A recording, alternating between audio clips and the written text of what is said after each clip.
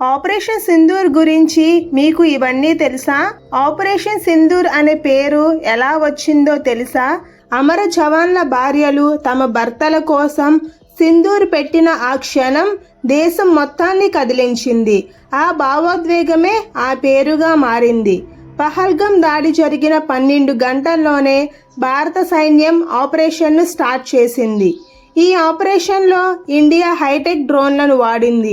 వాటిలో కొన్నింటికి America spy support కూడా ఉండడం విశేషం. ఆపరేషన్ మొదలైనప్పుడు ఇండియా పాకిస్తాన్కు ముందే వార్నింగ్ ఇచ్చింది, మరొక అడుగు వేస్తే అదే నీ చివరి అడుగు అవుతుందని. ఈ దాడి రహస్యంగా కాకుండా ప్రతి ఒక్కరు చూడగలిగేలా స్పష్టంగా చేశారు. ఎందుకంటే పాకిస్తాన్కు భయం పుట్టించాలనే ఉద్దేశంతోనే.